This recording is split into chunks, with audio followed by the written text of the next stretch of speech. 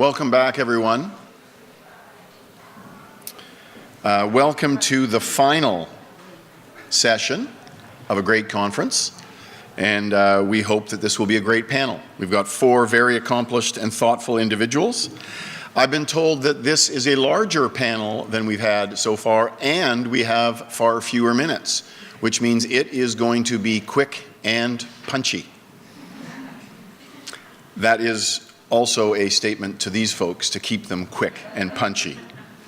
So here is what the format is going to be. The title of this panel is actually the same as the title for the conference as a whole, or the subtitle, Implications for Research, Policy, and Practice. The format is going to be this. I'm going to go through our list of panelists, and I'm going to ask each one for their one key observation drawn from the conference and how it connects to some research or policy or practical priority that they or their organization cares about. All of that in 3 minutes. So they're going to give you that in 3 minutes. And then the group of 4 is going to talk together for 10 minutes. 7 minutes, actually. 10 minutes total. 4 of those is 40 minutes. Then we're going to open it up with questions from the audience, okay? My name is Chris Ragan. I'm a macroeconomist, and I know approximately nothing about women's empowerment. So you don't want to hear me talk today, so I will talk very little. I will simply moderate these people, okay? So the first panelist is going to be, I'll introduce them all now. They're all, of course, in your pamphlets, and they've got impressive bios. The first is Son Excellence Aminata Touré, the former Prime Minister of Senegal. The second speaker will be to her left, Deirdre Kent, Director General with Global Affairs. The third, at my far left, is Mayra Buvinic, Senior Fellow at the Center for Global Development. And the fourth, immediately to my right, is Arjin, Haan, a Program Leader at IDRC.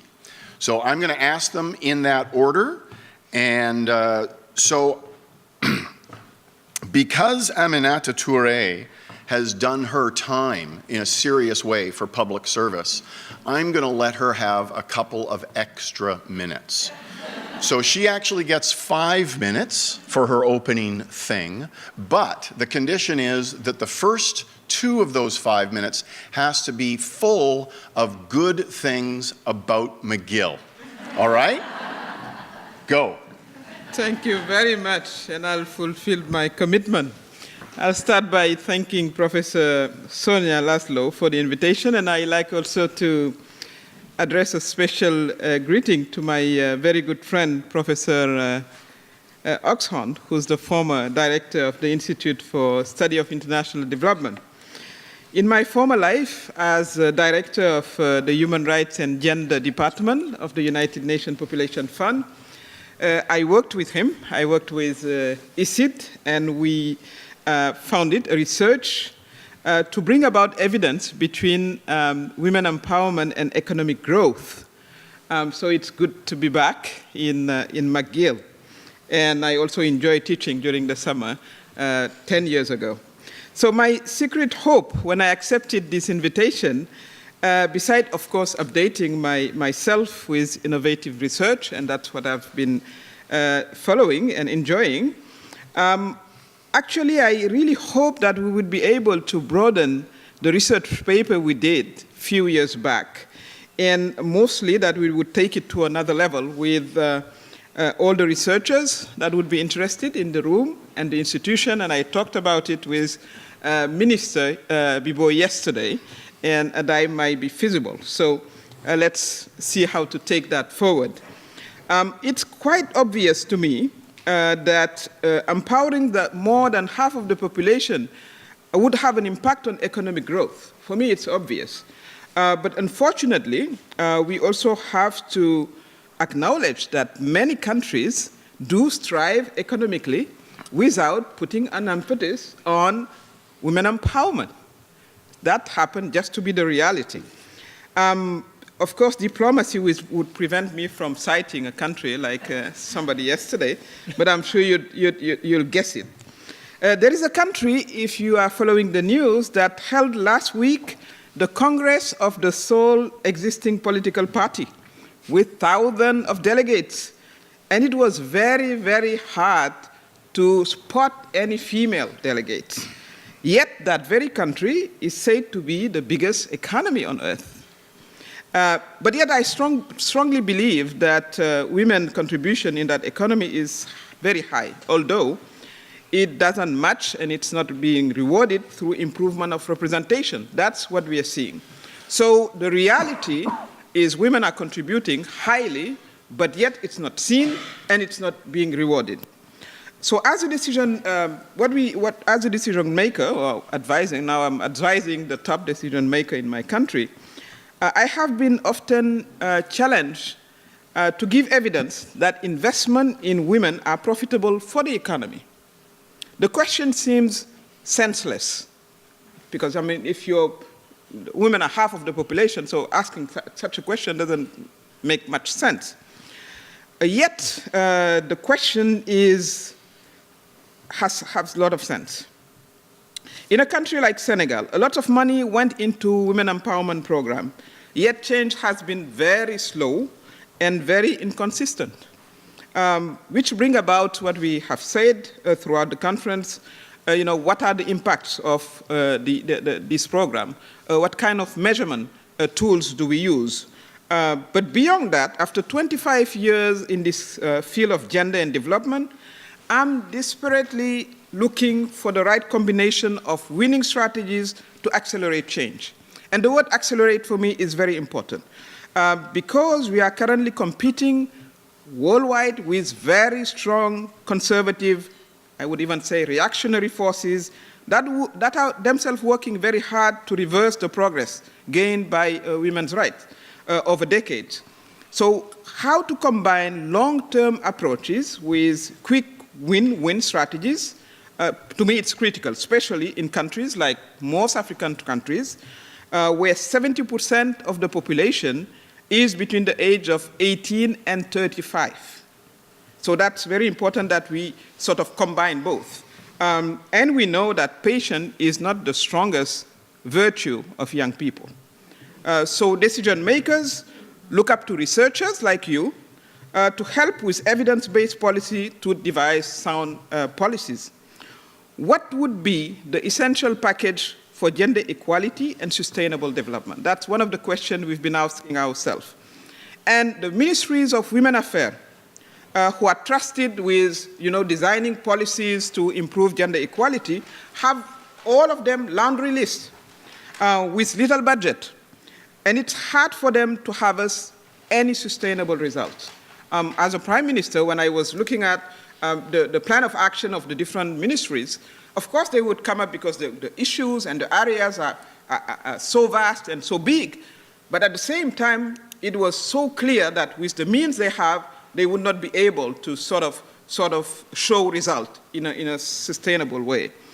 I like also to really encourage researchers to further look into the ongoing changes throughout the world, in Africa in particular, that has the youngest population in the world with a fast urbanization process. So that is the reality of Africa now. Yet we can, of course, we do have realities in villages, but it's rapidly changing, and people are living in cities, and it's mostly young people. The gender dynamics are also rapidly changing. So it is the culture that is widely influenced by information technology. We didn't talk about it much during this conference, but it has a huge impact on the way people interact. It opens areas of opportunities, but also challenges. We must know that cell phone holder in Africa, you have more cell phone holder in Africa than in Canada and the US combined. It's more than 350 million people owning cell phones. So this is something that we have to be using in the way we would like to deliver program and policies. There is a new whole business areas that is open in the field of cell phone banking, market price searching. So I would like here to advocate for a stronger North North-South research cooperation to capture the emerging challenges and opportunities. That is what I would like to see happening after the 2 days of sitting and listening, of very nice and very to the point sort of research, but how to bring it for decision makers so it makes sense to us. And I would like also to advocate for operational research. Of course, any type of research is useful. But in the field of international development, research has to, at some point, land in the ground and touch upon the life of people. That's how it helps us to devise and to vote laws that make sense based on evidence-based, that's how we allocate a budget to a program that work. So that's also my plea to the researchers. There was, back in the years, we were talking about operational research. So maybe that it's a good time also to bring that approach back. Perfect, thank you. So among many other things, North-South cooperation and practical, on-the-ground, applied research. So the other three, just give me a hand if you'd like to say anything. Raise your hand, finger, ear, any body part. Deirdre. Great. Well, I too would like to thank McGill and the Institute for Sustainable International Development. It's been a fantastic couple of days here. So to react, I could not agree more. The government of Canada has just undertaken an international assistance review that informed our feminist international assistance policy.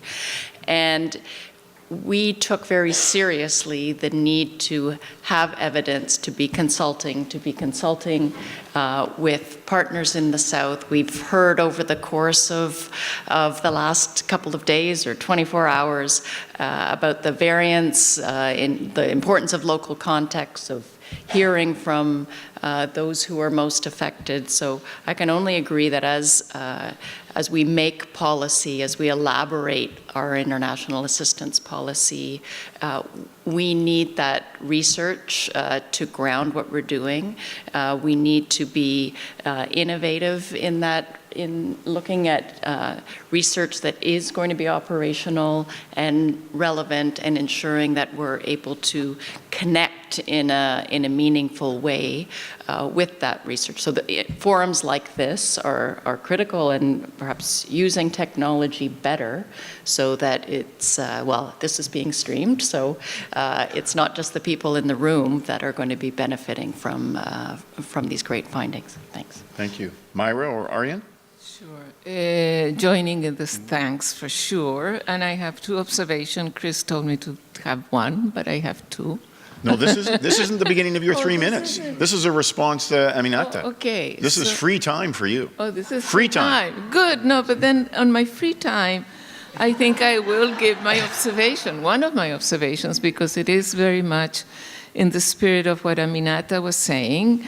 One of the observations was that I was going to make, and I think that Marcus made it this morning, is the issue of the production of research and the use of research. And there's a big disconnect and a big divide. And we have just finished a research where we looked at time use surveys.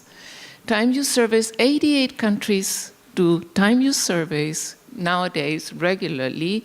There are about more than 257 time use surveys that have been done in the last 15 years or so. They are completely underutilized in terms of policy.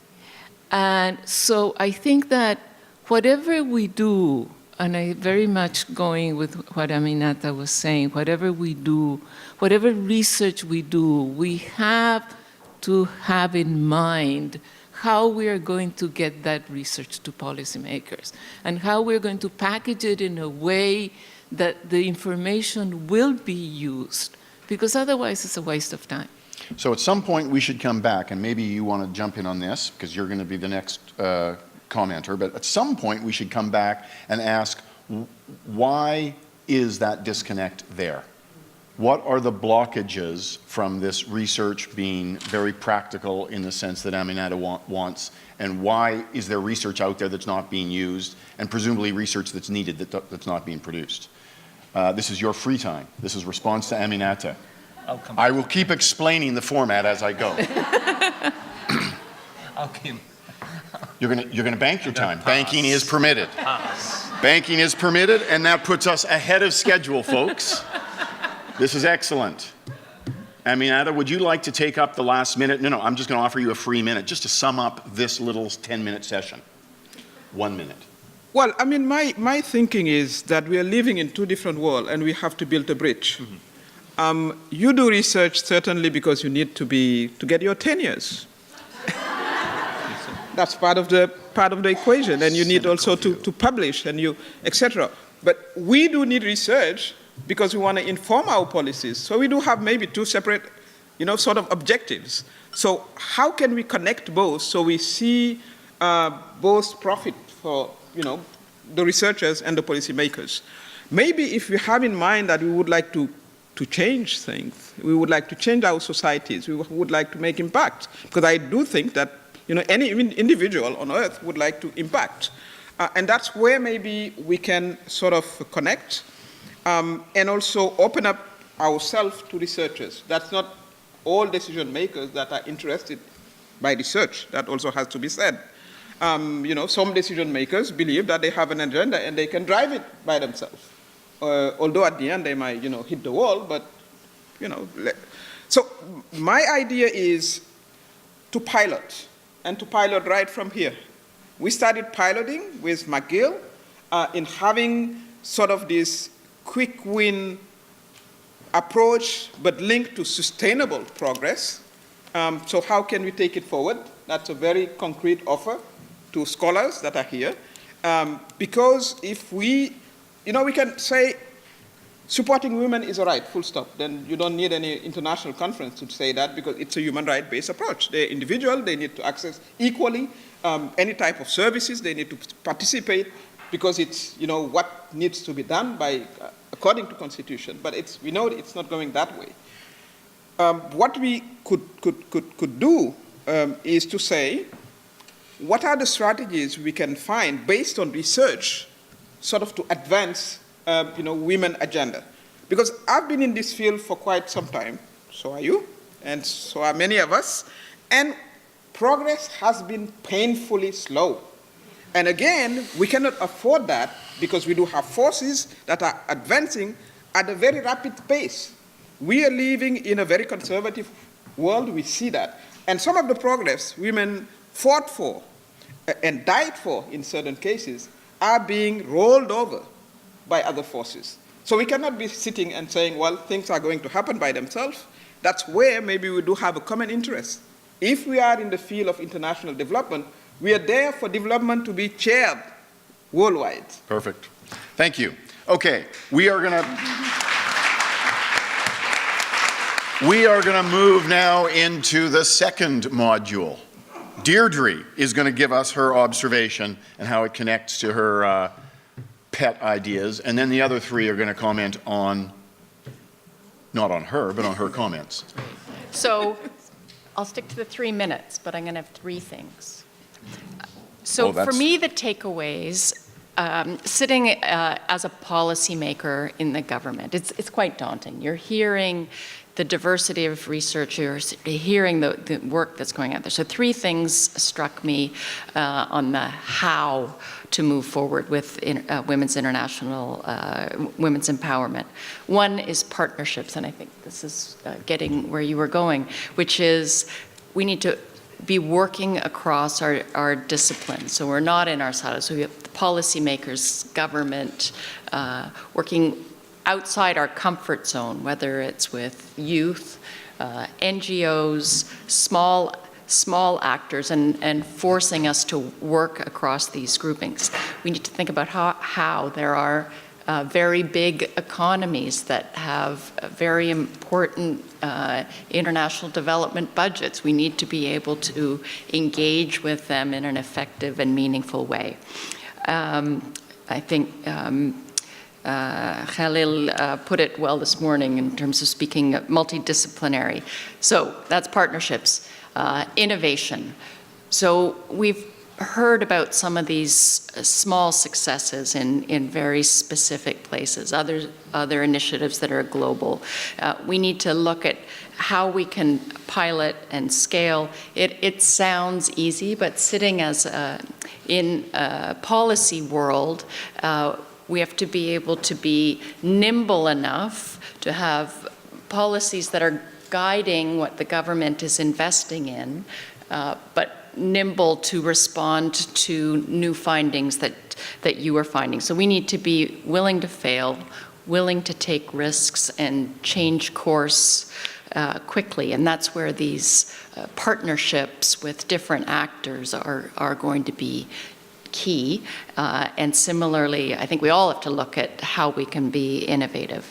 Third, I'll echo the idea of urgency.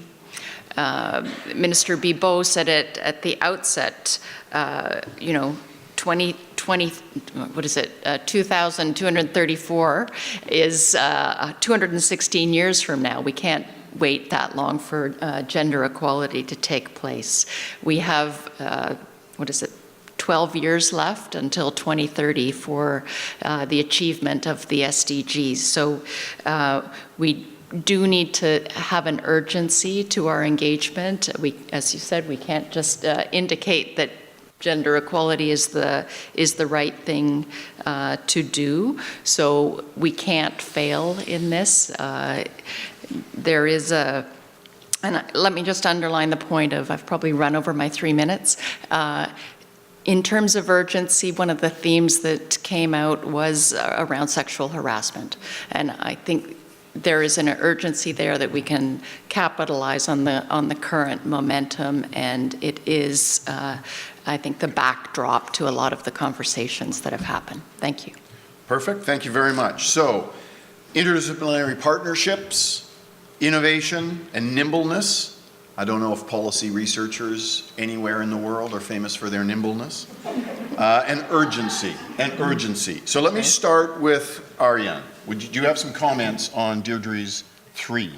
On the first one and a bit of the last one, yes, it's urgent, but there are also long-term processes. There's some, and I wanted to comment specifically on the multidisciplinarity. I couldn't agree more, but also want to highlight that the successes in doing this have been very limited. IDRC, we work on building research capacity, and we strongly feel that we need to do much more in supporting good research, which is typically disciplinarity, and the interdisciplinarity often can only be built on that. So the challenge that you have, I still completely agree, but the challenge that we have in that is really large. Mayra. I think we need to put a lot more investment in the translation of research for policymakers. And international agencies have a tremendous role to play, and I don't think that they're doing it to the extent that they should.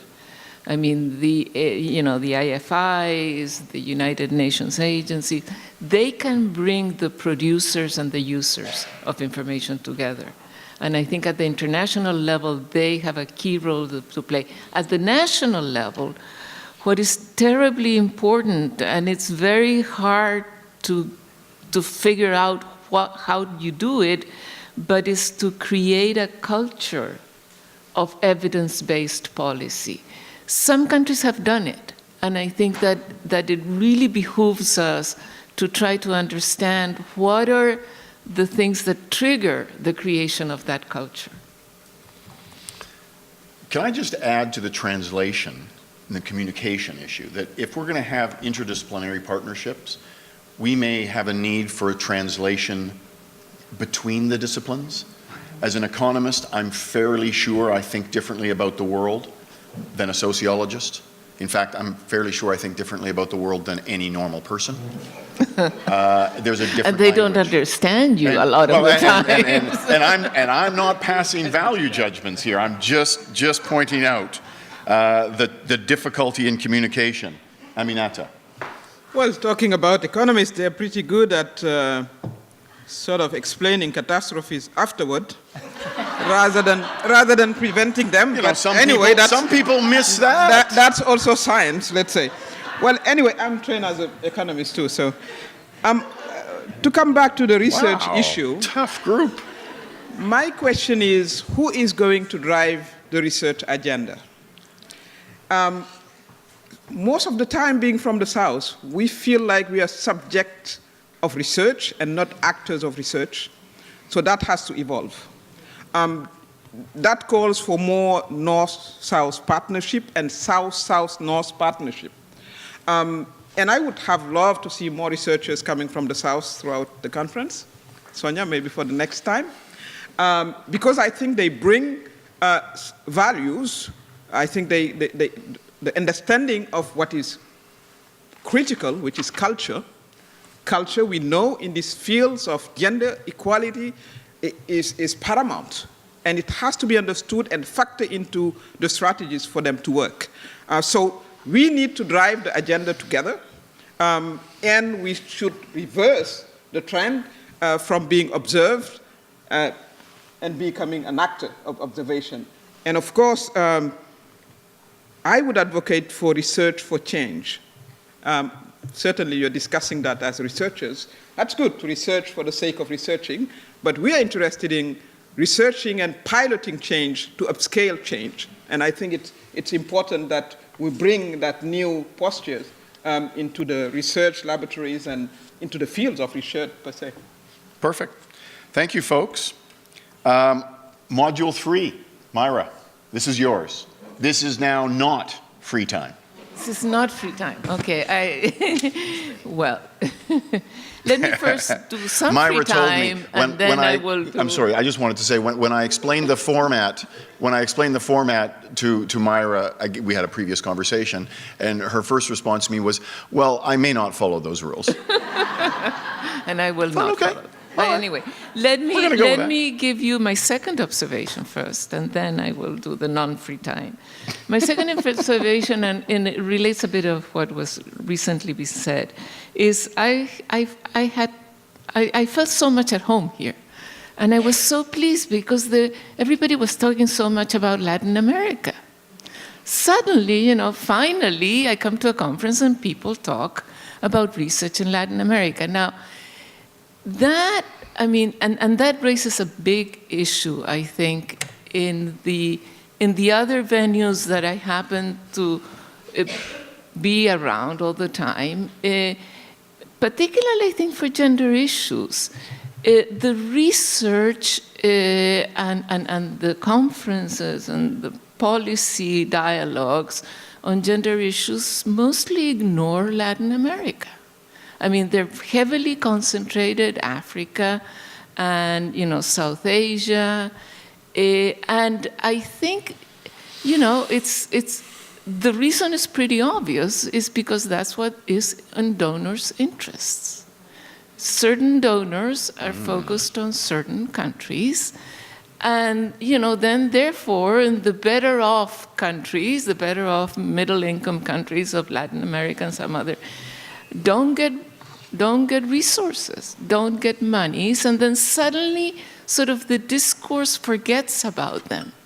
And I think that is such a pity, because gender issues are global issues. And we have so much to learn from middle-income countries.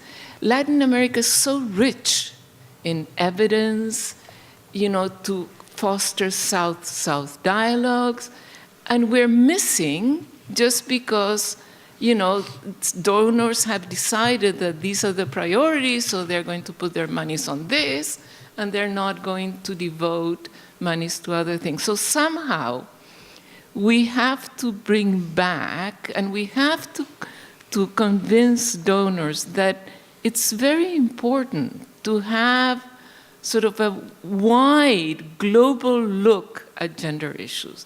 That gender issues are not only a thing of the South, and we should also start to try to integrate gender issues in the industrial countries. They have similar problems, and we can, I was just in and this is the issue I was going to talk about. We are about to release new evidence next week on work that I have been doing for a long time with a lot of partners, among them the Gender Innovation Lab of the Africa region and JPAL, on mobile savings. And I was just 2 days or 3 days ago in the Netherlands and talking with banks, Dutch banks. Chile has sex disaggregated supply-side data on bank services for now 14 years. Nobody else in the world has done that. Dutch banks do not know how to do that or have not been able to do that. So we were talking, and wouldn't it be wonderful to have Chilean, the superintendency of the bank in Chile, to come and talk with the Dutch banks and tell them how to do this. So there's incredible potential of sort of a more global and equal dialogue, I think, between partners. Perfect, thank So you. That's it? Would you like to sum up in 32 seconds? In 2 seconds, no, but then if you give me a bit more time, I can tell you a bit more about the How about if you research. sum up after the 3? That's what we'll do. Arjin, you speak, please, and then if you've got a comment on this, On the and then we'll come back to Mayra at the end. well, quickly on the donors, I completely agree. This is a global issue. I completely agree. If only the donor, well, the fact that donors focus what they focus on is something we need to be cognizant of.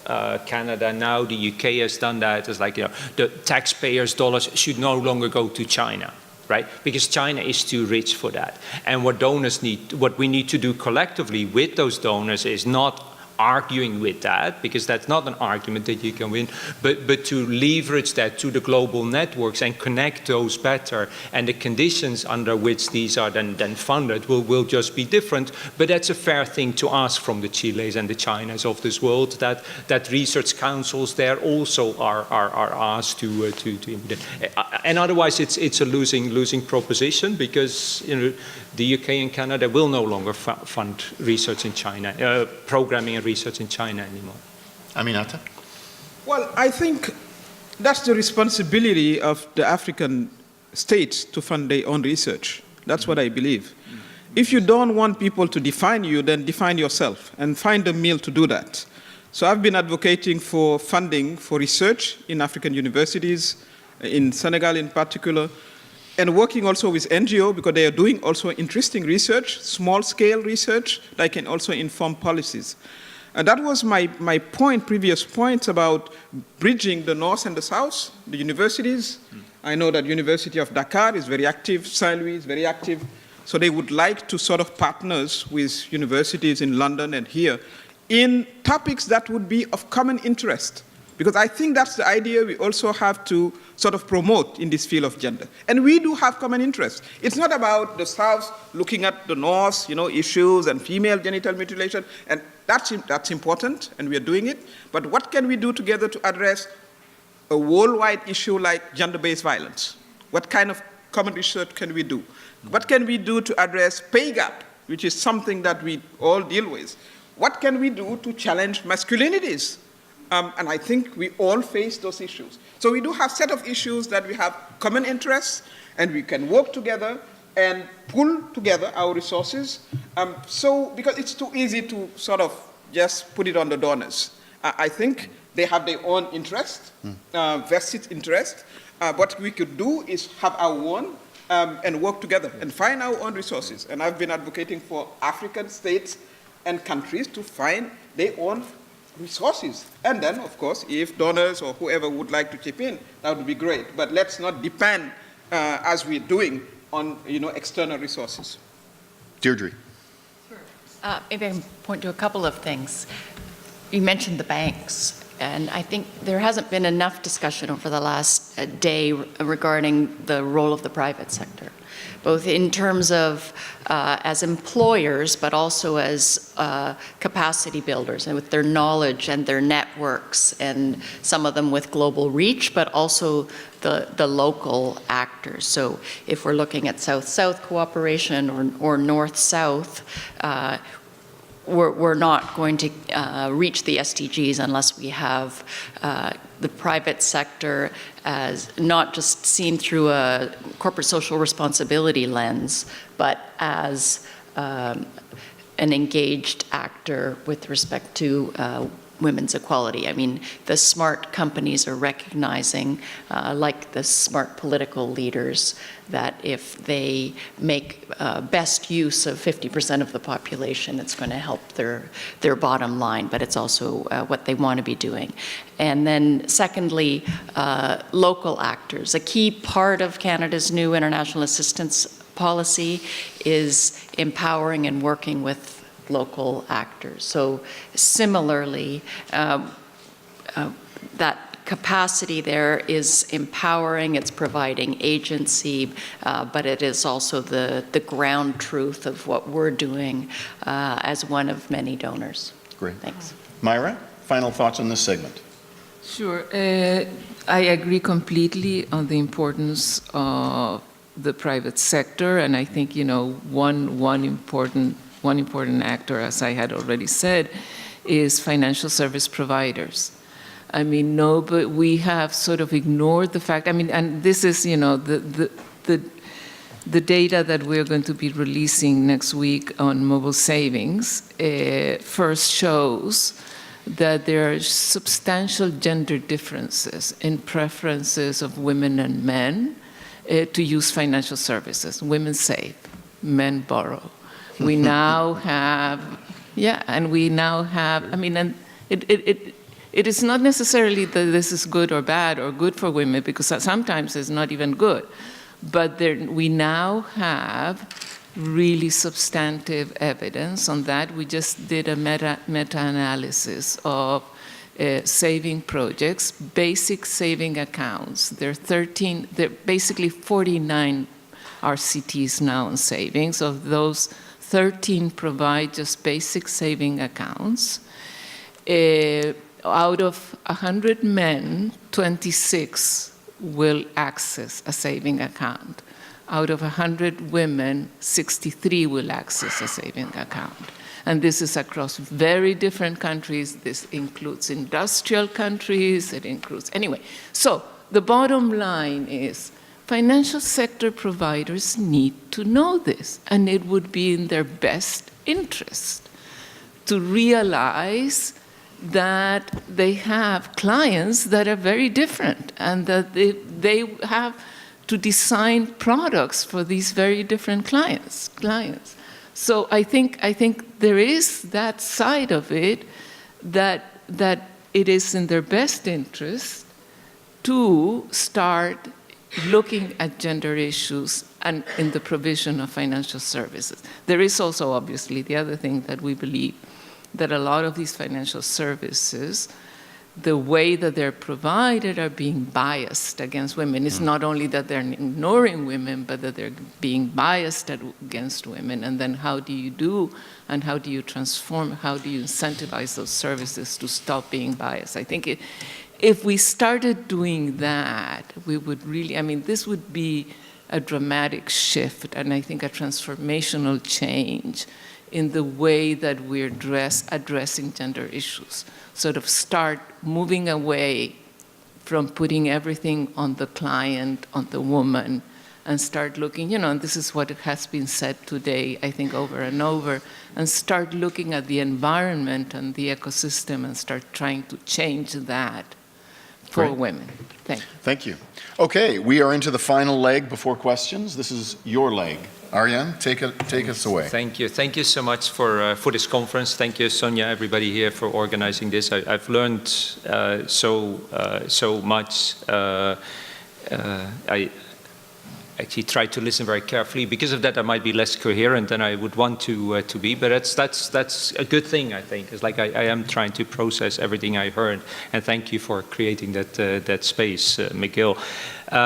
So I have 3 thoughts. It's a little bit choppy. It reminds me a bit of a triple jump, a hop, step, and a jump. First, I want to go back to this question of research and practice, and how can we better put that together. So I had lots to say when Touré spoke about that, but I wanted to keep it and come back to it now. So I want to start that with starting from a fairly unusual place, and let's think about who reads what we write, and it's partly about men and women, right? There's not enough men in this room, so it's still very much, there's a limitation. But that's not my main point. I spoke to actually I heard the famous Finnish scholar on education in Finland saying something very interesting. He said, teachers in, I don't know if this is actually true, teachers in Finland read research.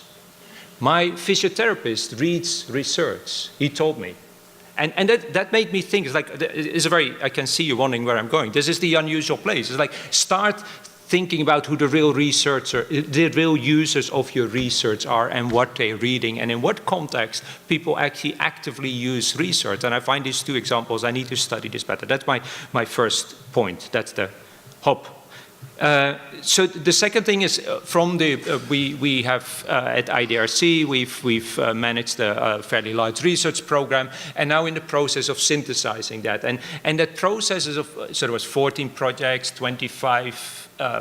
Probably 25 sub-projects, some 50 papers now. We're trying to bring that together. And on the simplest of questions, on how was women's economic empowerment measured, we found, Sonia Rader and Kate found, there are 40 different measures. And we had a very long, intensive discussion about it on the first day. And I think we're still very much at the point, like, what is it that we're going to do with this? What is it? And our colleagues from Global Affairs co-sponsored that, which I think is a great start of thinking about how can that finding be made useful for policymakers, what policymakers can do that. And I feel that we need to do much more on that. And my conclusion from that was we need to do something of a policy lab on that, to trial what works just on the fact of how you measure women's economic empowerment. And obviously that's a question for Global Affairs.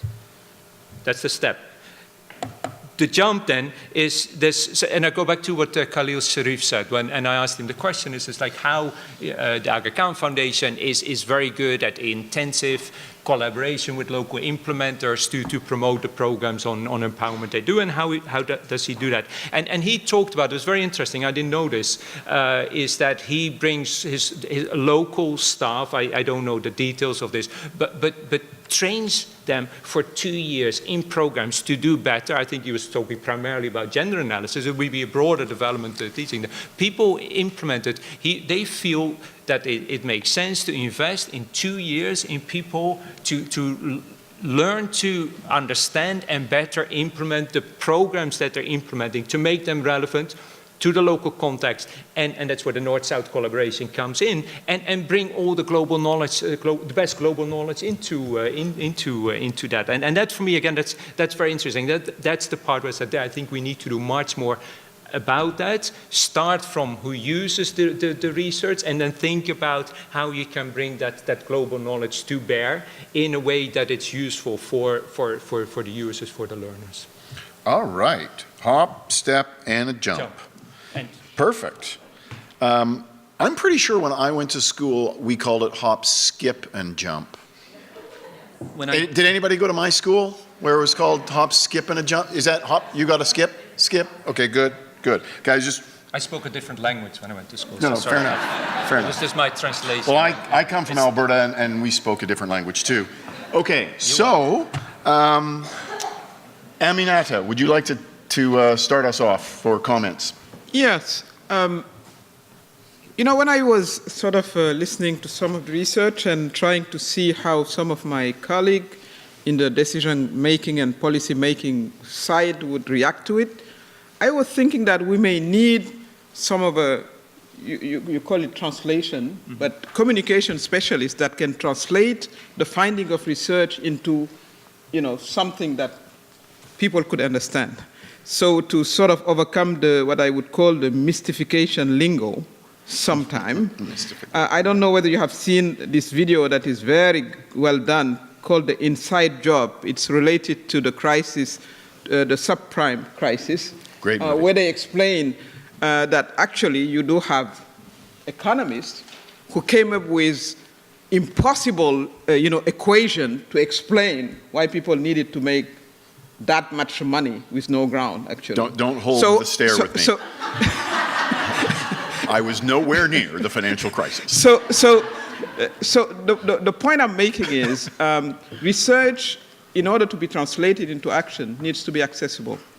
And that required special skills. And those skills need to be built. It's not obvious to sort of, jump from the founding to, policy making. So that require maybe a special discipline, I don't know, or communication specialists could be brought in so we can take, advantage of, this wonderful research that are out there. Perfect, thank you. Mayra. Yeah, research also completely agree with Aminata. I mean, it needs communication, somebody that can put it together, but it also needs some kind of policy synthesizing. I mean, research needs, there's the academic research, and then that research, I think, that needs to be put together. There needs to be sort of ways to distill what is important of that research and synthesize it, and then it can be communicated. Great. Deirdre? So I think it sounds too much like the burden is on the researchers. So as a public policy person, we're trying to do more at our end. So literally in live time, we are drilling down in our international assistance policy. It has 6 action areas, and we've convened online groups of, again, multidisciplinary across academia, researchers, think tanks, civil society, through our Canadian missions abroad to some of our local partners, and invited them onto an online platform to look at our policies in draft. So if you pick one of our action areas, such as gender equality or another on environment and climate change, we have put online these papers and asked researchers and civil society and some of our partners to comment and bring to bear the evidence to make these papers better. So I think we're trying to learn also how to best capture the thinking that's happening in the research. Thanks. Arjin, back to you to sum it up. So I think the additions of communication and synthesis are very very relevant, very, very pertinent. I'd add that this costs time, money, because it costs time, not big investments, but investment of people's time, of bringing people together. Policymakers are notoriously busy. I'm thinking of the minister, an hour after she left yesterday, she announced a $10 million support to Palestinian refugees, and that made me think, it's like that's the speed of her of a ministry's thinking, right? Is that so much needs to be done, and it is very hard. It's to build in the time. I think the point that I would still reinforce the point, thinking about the process of learning. We talked a lot about what lessons can be learned from a project in a country or from the global knowledge from another. And there's only one way you can figure that out, and that is to think about the learner, because it's not the researchers telling others what the lessons are for that, for the other case, if you like. It is the others that want to learn from this that will figure out what lessons are relevant for them, right? And that's partly about how that is written up, but it's very much about setting processes in place where that learning actually can happen. And like I said, that's time consuming. We don't do enough of that, and that's what I said I feel we could do more of. Great.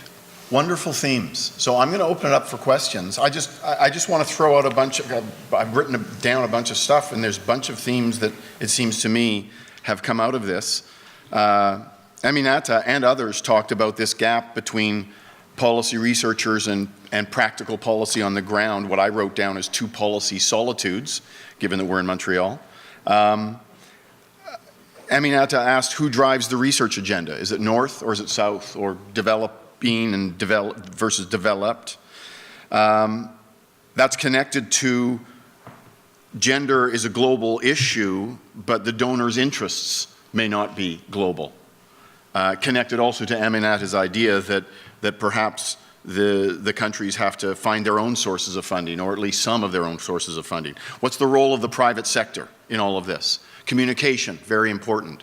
How do we communicate among disciplines, but also between the researchers and the people out there in the real world, in the policy trenches? Communicating policy complexity is a challenge, and synthesizing the policy areas and then communicating that. The need to bring in global knowledge, experience from elsewhere, the need for nimble policies and innovative policies. So those and many other themes. So let me just ask people to jump to a microphone. I'm just looking for, there we go. Just put up your hand, please, and the microphone will magically appear near you. And please keep the questions brief and the comments even briefer, and then we will get a few in. Yeah, I don't know, it's not really a question, but it's more like a congratulations to the IDRC, because a lot of the things that I hear here as a suggestion, we are doing it, and my grant managers are doing it with me. And for example, talking about the South, Aminata was saying about this, I'm from the South, and I'm an example of a researcher that I'm still advertising the book. they were laughing yesterday. No, but it's an example. It's an example of how researchers from the South, and there's one is from Peru, two are from Peru, one is from Uruguay, me. So this is an example how corporation money and the IDRC keeps building capacity in South America so that we can produce our own research, and how we partner with, for example, we launched in CDG in Washington, and we bought NILA, and how we can collaborate, but also have our own research. So that is something. And about communication, I also remember last year the IDRC took us to Göttingen in Germany, and they had someone from JPAL teaching us how to communicate to policymakers. And it was very interesting because my next RCT, I told my research assistants, we are not going to have coefficients on our document. And they were like, what, are you crazy? No. We're gonna do a very boring appendix with all the coefficients, but on the main text, we're gonna have some little arrows that JPAL invented. So if it was non-statistically significant, it's like a little line. If it was statistically significantly higher, it was going up, and they loved it, and the government really understood. And my research assistant, just to finish, I told her, she was going to present part of it, and I told her, before, okay, I'm your grandmother. Tell me in 3 minutes what you're going to tell to the government. I'm your grandmother. I'm not an economist. My grandmother was a statistical theorist, actually. My grandmother, no. My grandmother has a high school diploma. So it was an exercise to try to speak very simple to people that don't understand all these very complex economic jargon. So for me, it's more congratulating the IDRC because they are doing this, and they're doing it with us, and they are building this capacity. Okay, thank you. So let's collect a few questions. Ma'am? It's not quite a question, but it's relevant to everything that's been said. This is the question and answer period. I just wanted to remind people of the basic rules, but it's okay, we're breaking rules today. We are, and Mayra set the pace. I mean, one of the things you said, and I understand why you're saying it, about operational research. But, some of us are doing research for which that policymakers are not that interested in, because it is touching on quite difficult issues. So I see, all of this conversation has been about policymakers. But, and we've talked a bit about private sector, but there is civil society, and public action involves both policymakers, the state, and civil society. Indeed. So some of us actually do research in order to mobilize civil society to then put pressure on government. Because government is not interested. Women's labor force participation being very low in West Bengal and Bangladesh is really not of any interest to the state. They think, well, we've got so much male unemployment, who cares about the women? But if we can get organizations, women's groups, etc., to acknowledge that there is an interest for the right kinds of jobs, then perhaps we can influence government. So I think there are gradations of influence towards policy. Excellent. A third question/comment? So kind of going parallel to what Dr. Kabir just said about the civil society, and while we are on this theme of communication and synthesis, so my question generally to the panel is, what role do you think, or do you see, or do you envision, or what role has journalism or journalists played in the field of international development? And I ask this keeping in mind that my personal experience. So I work alongside people working in public administration, and this discussion is often happening in those circles about journalists picking up research that's been done that's considered policy relevant and how it gets discussed in popular media. So in the field of international development, I just wanted to know what do you see happening, or what's the potential out there? Thank you. Okay, so 3 questions. One is about the value of putting p-values in the appendix. The second is about whether we are writing to policymakers or to civil society to then drive change. And the third is the role of journalism. So any questions, comments from the panel? Just let me know. Jump in. Jump in. Since they were not questions, really, I'm going to add something. It's a different idea. It's fine. Every time. The easiest way to have uptake of policy research is if a ministry asks for the research, right? Indeed. And line ministries do it all the time, and line ministries have budget, and the Ministry of Health asks for statistics on health and research on health, and the Ministry of Education. And there's where we have the gender ministry. And I think that that is one of the issues that at the national level we have to tackle. They are coordinating ministries. They're not line ministries. They don't have budget, and they don't have capacity, particularly for the translation of research into action. So I think that that is a fundamental problem that we have, at least at the level of government. And even if you can get the line department interested, you also need to get the central agencies interested, or nothing will happen, which means finance. Yes. Well, I totally agree with you, Naila. I've been an activist, work with civil society. I work for the UN, and I end up in government, so I can see sort of, the whole picture. And that's true that the research on violence against women was not asked by government. They didn't want to talk about it. As you say, pay gap, they're not interested. But at the same time, when they acknowledge the problem, they would like to be helped in terms of finding solution. That's where the operational part of it comes in. And that's the missing part of the research most of the time. That's why I'm talking about research for change. So when we acknowledge the problem, we document it, it's very clear. We need also researchers to sort of, based on hypotheses, of course, what could work. And that's what we could do together. Because you do have states that are interested in overcoming the issue. Some of them are not. But for those who are interested, maybe the next step would be that one. And that brings me to, the idea of sort of reversing research, starting by what we want to reach and how to go about it.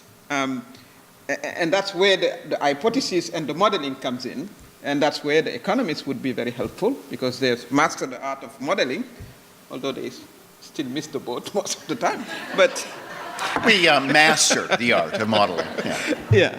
So that is something maybe that we would like to sort of research, starting by the wanted outcome, or that we would like, for instance, to bring women at level A, and what is required based on what we have observed, based on comparative research among countries, and building a model. Because again, we've been asked most of the time, okay, you're advocating to put money into women empowerment, economic empowerment, but we have put so much money and it didn't work. And we know it can work. So that's where we need the evidence from you. So this is also some, sort of rethinking, maybe research in the field of international development, because I do believe when we are in it, it's to change the situation, basically. So that's a question put to Okay, more thoughts from the panel, or I'm going to go to the floor for one more question. Yep. I think it's a really interesting idea to raise the question around journalists and where they fit in this equation. There are investigative journalists that are raising issues around gender equality and violence against women and the dangerous places that they are venturing into in particular countries, but also informing and building support for international cooperation and that engagement with the general public. So who are the learners you are asking? So the learners can be the readers of whether it's newspapers or media or social media. We haven't again talked about different types of media. So how can we think differently in innovative ways about and how you define what a journalist is, but communicating the facts, the research, the evidence, the case for change. Okay, panel, we are down to the last minute. Does anybody want 15 seconds? 15 seconds, go. Thank you. Well, my thinking is, how can we use gender equality as an entry point to reflect on societal change? I think that's a fantastic, sort of entry point to sort of think about things that need to be changed in our society, to turn it into a more humane, more inclusive, with more solidarity and more caring. I think that entry point of gender equality to open up to new relationship based on equality should apply to the whole society, and that's how we're going to address, Naila, what you described very well in your books about intersection of race, of handicap, of LGBT, etc., etc. So I think that's also a question that we must pose, because I don't think the status quo serves women and gender equality. The status quo has been sort of reversing and rolling back, the progress we have made. So that's a bigger sort of grand growl kind of question, but we have to address it. Thank you. Maybe I'll just jump in and point to government's role. I'm hearing perhaps as a convening role, if we're to look at bringing different partnerships together and thinking differently out of our comfort zones and out of our lanes.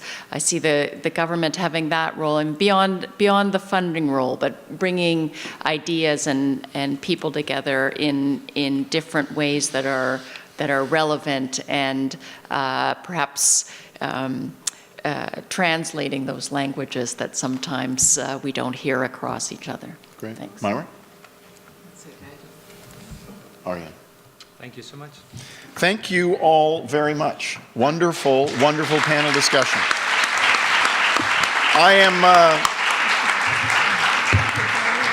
I'm going to invite the boss lady up to the podium to close this conference. Thank you all very much for a good panel. It's a great panel.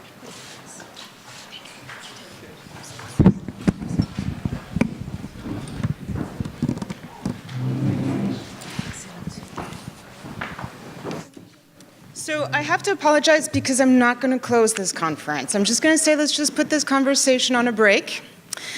Because the problem when we unpack things is that you have notes like this on your laptop, on your computer, and I just have no idea how to close this conference other than to say, let's continue this conversation. And no, this is a conversation that is happening everywhere in the world. It's a conversation that's happening more and more everywhere, right? It's not just geographic locations, but it's everywhere, whether it's, from very small scale to very macro scale.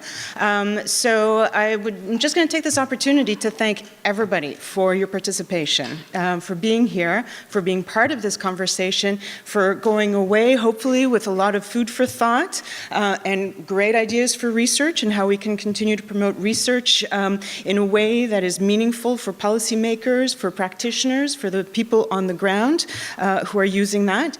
And one thing that we are going to do here at the Institute, if I can just get, the rolling?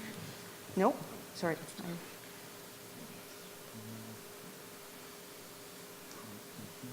That's it. Yeah, this one there.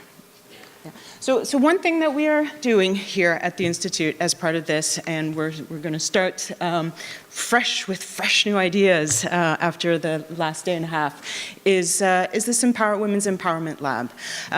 We're still at we just launched this yesterday, so the idea is that this is going to help us continue what we've been doing, in particular with IDRC, with the GROW research series, and to promote this discussion, to have this as a space in which we can make our research that is policy relevant, practice relevant, and in a way that we can feed research that is being done on this very important topic back to where we think it really matters and where it should matter. So I'm going to just put the conversation on pause until the next time we all have a chance to meet, whether it's here or somewhere else, and invite you all to take a look at this and, get in touch with us, but an interest in continuing the discussion, at least with us. So again, thank you very much to our esteemed speakers. Son Excellence, merci beaucoup de votre participation. Fantastic panels. Wow, it was more than I could have expected. It was great. I was expecting fantastic, and it got even more fantastic than fantastic. So thank you all very much. Thank you very much to our very generous sponsors, IDRC, Hewlett, DFID, and Global Affairs Canada, and thank you for an amazing day and a half, which I wish we could have just dragged on for a week or longer. So thank you very much.